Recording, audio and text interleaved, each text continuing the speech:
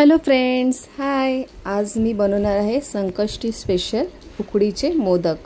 मी एक मोठा नारळ घेतला आहे, तो मी फोडून घेते व्यवस्थित.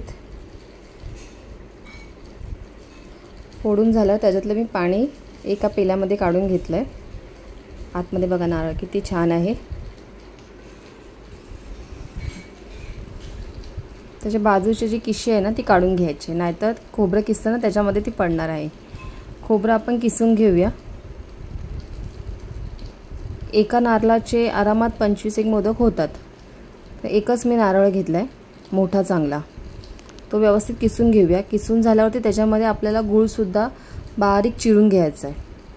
त्याच्यामध्ये मी ड्रायफ्रूट्स टाकलेत आणि आपण हे चांगलं शिजून घेऊया गॅसवरती. व्यवस्थित नारळ, खोबरं पण आणि गूळ पण आपल्याला व्यवस्थित शिजला पाहिजे. गूळ चांगला वितळला पाहिजे आणि खोबऱ्याचा कलरसुद्धा वेगळा झाला पाहिजे. चांगलं शिजलं पाहिजे ते.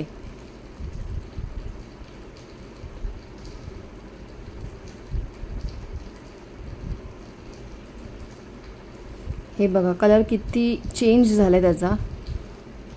व्यवस्थित खोबरं पण शिजले आणि गूळ पण चांगला मेल्ट झाला आहे. ह्याच्यानंतर आपल्याला ह्याच्यामध्ये व्यवस्थित थोडी आपल्याला ह्याच्यामध्ये वेलची पावडर टाकायची आहे. मी 1 चमचाभर मी वेलची पावडर टाकली त्याच्यामध्ये. वेलचीने एक वास, सुगंध, खूप छान टेस्ट आणि वेगळी लागते. वेलची पावडर टाकल्यावरती छान टेस्ट येते मोदकाला. मी दर संकष्टीला मोदक बनवते, मला आवडतात बनवायला. बघा किती सारण छान झालंय.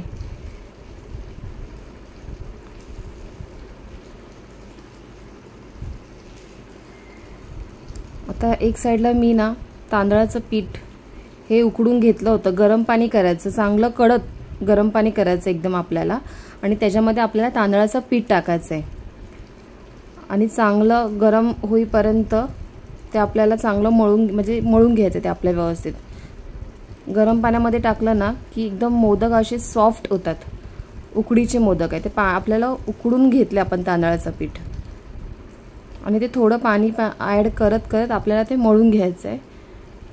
थोडं आपल्याला त्याच्यासोबत तेलसुद्धा आपल्याला थोडं ॲड करायचं नंतर हाताला, की ते चिटकणार नाही. आणि पीठ चांगलं उकडले ते, त्याच्यामध्ये अजिबात ते काही चिटकणार नाही आपल्या हाताला. तुम्ही पाहू शकता किती व्यवस्थित मळलं गेलं ते.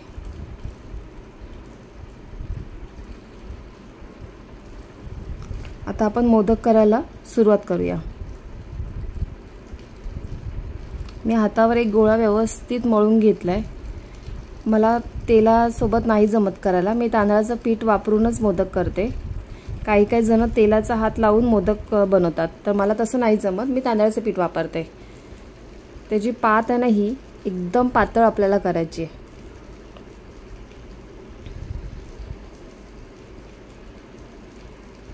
बघा किती व्यवस्थित अशी गोल करायची ती आपल्याला, वाटीचा साह्यांसारखी. वाटी कशी असते त्या टाईपमध्ये आपल्याला ती करून घ्यायची आहे, खोलगट अशी. आणि त्याच्यामध्ये आपल्याला ते सारण टाकायचं आहे.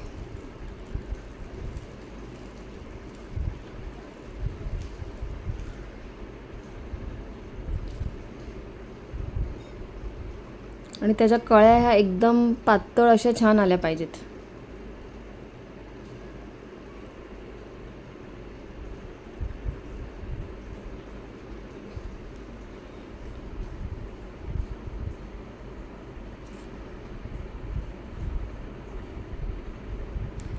हे बघा किती व्यवस्थित त्याच्या त्या कळ्या आहेत ना त्या व्यवस्थित आल्या पाहिजेत.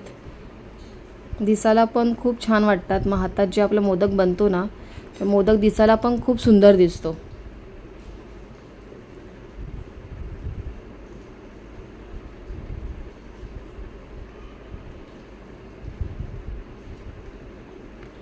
बघा किती सुंदर असा मोदक आलाय माझा. आणि मोदक करायला खूप इझी आहे. एकदा दोनदा ट्राय केलं ना आपण तर मोदक आपल्याला बनवायला नक्की जमेल.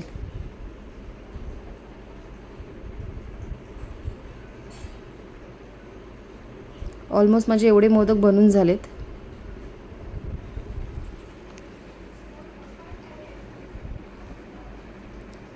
सेम मी त्या टाईपमध्येच मोदक बनवते, तुम्हाला मी आता बोलली तशी. पातळ आपल्याला वाटी बनवून घ्यायची अशी.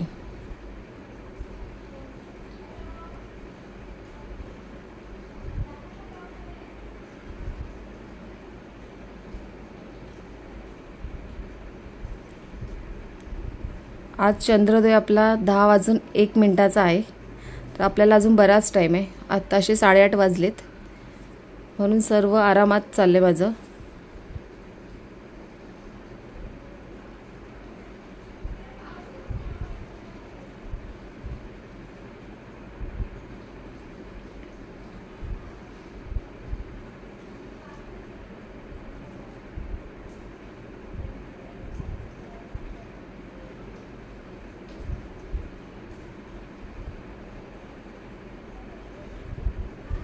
हे बघा किती इझी आहे मोदक बनवायला, काही कठीण नाही आहे मोदक बनवायला. मोदक बनवता बनवता विहान एक साईडला विहानचा अभ्यास पण चालू आहे, त्याचा अभ्यास सुद्धा घेते मी मध्ये मध्ये.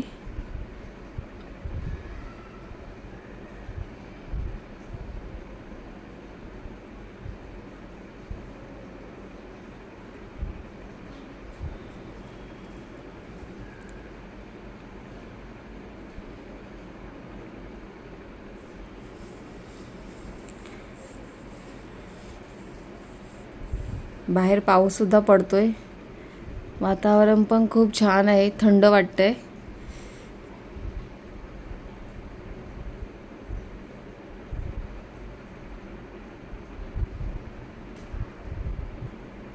आपले 21 मोदक झालेत, जास्तच झालेत आपले. 25 मोदक आपले झालेत, तुम्ही पाहू शकता.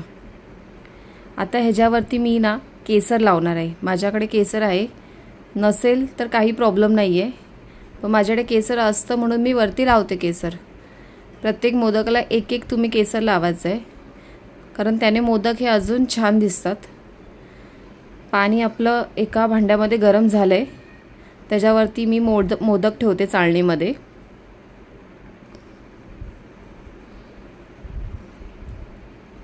एक 15 मिनटं आपल्याला लागतील मोदक उकडायला.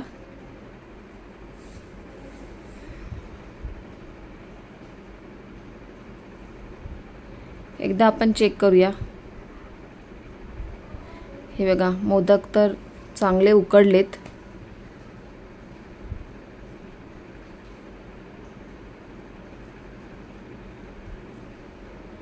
केसर पण त्याचं मेल्ट झाले, ते तुम्ही पाहू शकता. केसर किती सुंदर वाटतात.